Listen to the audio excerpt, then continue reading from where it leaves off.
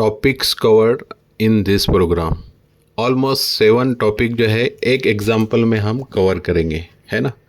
तो ये जो है वीडियो स्टूडेंट के लिए काफ़ी यूज़फुल है। अगर उनको क्वेश्चन भी आता है command in C language, arithmetic operator, logical operator, printf statement, data type, scanf statement, if else statement, अगर ये भी आता है तो सबके लिए आप एग्जाम्पल जो है एक प्रोग्राम ये दे सकते हैं। तो ठीक है, प्रोग्राम क्या है हमारा? Write a program to input an integer and state whether it is evenly divisible by 6 and 7। एक नंबर इनपुट करना है और हमको डिसाइड करना है कि वो पहले 6 एंड 7 दोनों से इवनली डिविजिबल होना चाहिए। ठीक है, तो और अगर दोनों में से किसी एक से हो रहा है या किसी से नहीं हो रहा है तो नॉट डिविजिबल बाय 6 एंड 7 देना चाहिए। मतलब क्या एम है, सिंबल है कि नंबर अगर 6 और 7 से कंप्लीट डिवाइड हो रहा है तो मैसेज देना चाहिए कि this number is evenly divisible by 6 and 7, और किसी से नहीं हो रहा है या किसी एक से भी हो रहा है तो नॉट देना चाहिए, नॉट डिविजिबल 6 एंड 7 ऐसे देना चाहिए। तो हमने ये देखो डबल स्लैश के अंदर यहाँ प्रोग्राम स्टार्ट कर दिया। ये क्या दे दिया आपने? कमेंट दे दिए। प्रोग्राम का क्या यूज़ है ना। कोई अपना नेम लिख सकता है स्टूडेंट, या फिर प्रोग्राम का टाइटल दे सकता है। तो ये इसके लिए ये कमेंट कैसे देते हैं सी के अंदर? इस टाइप से देते हैं। ठीक है, डबल स्लैश लिखने के बाद मेन बिगिन, यहाँ पर देखो एन R1 R2 तीन वेरिएबल लिए, एक नंबर के लिए और 2 रिमाइंडर के लिए। R1 6 से डिवाइड करने के बाद जो आंसर आएगा और R2 7 से डिवाइड करने के बाद जो आंसर रिमाइंडर आएगा वो हम इसमें स्टोर करेंगे।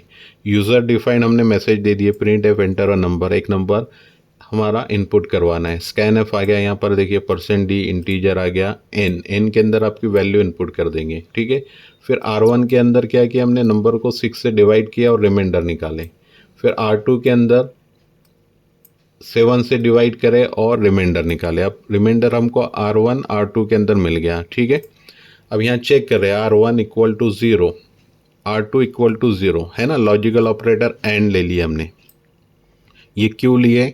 जब हम प्रोग्राम रन करेंगे इसका आउटपुट मैं आपको बताऊंगा और उस टाइम ये एक्सप्लेन भी करूँगा कि एंड क्यों लिया हमने वहाँ पर। ठीक है, अगर दोनों रिमाइंडर अगर 0 आ रहे that means number is evenly divisible by 6 and 7। तो हमने ये मैसेज दे दिए कि number is divisible by 6 and 7, है ना। और अगर दोनों में से ये कंडीशन जो है सेटिस्फाई नहीं हो रही है आपकी तो एल्स वाला पार्ट एग्जीक्यूट होगा, मतलब number is not divisible by 6 and 7।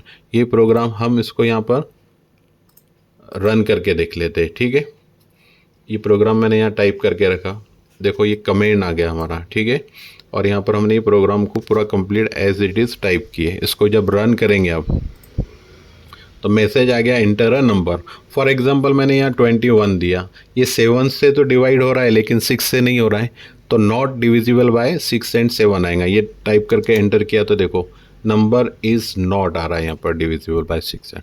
फिर इसी प्रोग्राम को रन किए वापस। ठीक है, अब हम क्या करते हैं, दूसरी एक वैल्यू इनपुट करके देखते हैं इसको। जब रन किया हमने तो एक सपोज हमने 42 यहाँ पर इनपुट कर दिया। अब 42 जो है ये 6 से भी डिवाइड होता है, 7 से भी होता है, तो आंसर क्या आना चाहिए? Number is divisible by 6 and 7। ठीक है, तो अब मैं आपको ये एक्सप्लेन कर देता हूँ यहाँ पर। अभी हमने क्या किया था यहाँ पर, पहले अगर हम सपोज सप्लाई करते इसको रन करने के बाद 21,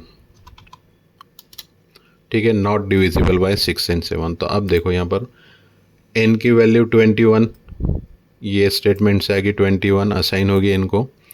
21 डिवाइड 6, 6 1 ज़ा 6 2 ज़ा 12, 6 3 ज़ा 18, 6 4 ज़ा 24, है ना। 21 से 24 ज़्यादा है तो 6 3 ज़ा 18 ले सकते। 18 ले लिया आपने, आपका नंबर 21 है। 21 माइनस 18, तो आंसर आपका क्या आएगा? 3, यानी रिमाइंडर 3, R1 की वैल्यू 3 आ जाएंगी। R2 इक्वल टू 21% 7, मतलब 7 3 ज़ा 21, 0 आएगा। R2 की वैल्यू 0, R1 की 3, यहाँ चेक करेंगे R1 3 इक्वल टू 0, ये कंडीशन फॉल्स होंगी। R2 इक्वल टू 0, ये कंडीशन ट्रू होंगी। लेकिन हमारा लॉजिकल ऑपरेटर यहाँ पर एंड है, एक कंडीशन फॉल्स हो रही है, एक ट्रू हो रही है, तो रिजल्टेंट कंडीशन फॉल्स होती है अगर एंड लिया। तो एंड में क्या होता है, दोनों कंडीशन ट्रू होना चाहिए, तो रिजल्टेंट मतलब ये कंडीशन हमारी ट्रू होती है। तो यहाँ पर एक फॉल्स हो रही है, एक ट्रू हो रही है, तो ये पार्ट एग्जीक्यूट नहीं होगा, एल्स वाला पार्ट एग्जीक्यूट होगा, मतलब number is not divisible by 6 and 7। ठीक है, अगर आप 42 डालते हैं तो 42 यहाँ पर n की जगह पुट करेंगे, 6 को परसेंट मॉड्यूलस करेंगे तो आपका आंसर 0 आएगा। 6 7 ज़ा 42 है ना, और फिर यहाँ पर 7 6 ज़ा 42 आएगा। ठीक है, तो दोनों से डिवाइड कंप्लीट हो रहा है, यानी R1 R2 की वैल्यू 0 होंगी। 0 equal to 0, yes 0 equal to 0, मतलब R2 और R1 ये ट्रू हो जाएंगी ये वैल्यू, और ट्रू होती है तो फिर ये मैसेज प्रिंट होगा number is divisible by 6 and 7। अगर इसकी जगह हम जो है और यूज़ करते हैं अगर, ठीक है, तो और यूज़ करने में क्या होगा, आपका लॉजिकल ऑपरेटर जब इसको रन करेंगे तो दोनों में से अगर मैं यहाँ 21 देता हूँ तो भी वो आंसर क्या देगा, डिविजिबल बाय 6 and 7। क्यों देगा, क्योंकि एक कंडीशन भी ट्रू हो गई हमारी, तो रिजल्टेंट कंडीशन और के अंदर ट्रू होती है, इसलिए हम यहाँ पर लॉजिकल ऑपरेटर जो है ये एंड यूज़ करेंगे। ठीक है, इसके बाद देखो, तो इसमें हमारे पॉइंट्स जो कवर हुए मैं आपको बताता हूँ। ये कमेंट हो गया, अगर कमेंट के लिए आपको प्रोग्राम राइट करना है तो ऐसे आप डबल स्लैश में कमेंट दे सकते हैं, तो ये कमेंट हो गया। फिर डेटा टाइप आपका हो गया। यहाँ पर देखो डेटा टाइप कैसे डिफाइन करते हैं, data type and name of variable दे सकते हैं।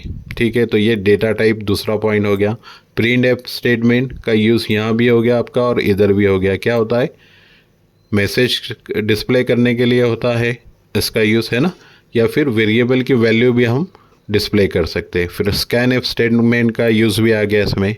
अरिथमेटिक ऑपरेटर कौन से है, addition, subtraction, multiplication, division and percent, तो ये परसेंट ऑपरेटर भी आ गया यहाँ पर, arithmetic operator. And logical operator कौन से आपके, एंड और नॉट, तो यहाँ पर लॉजिकल ऑपरेटर एंड भी आ गया।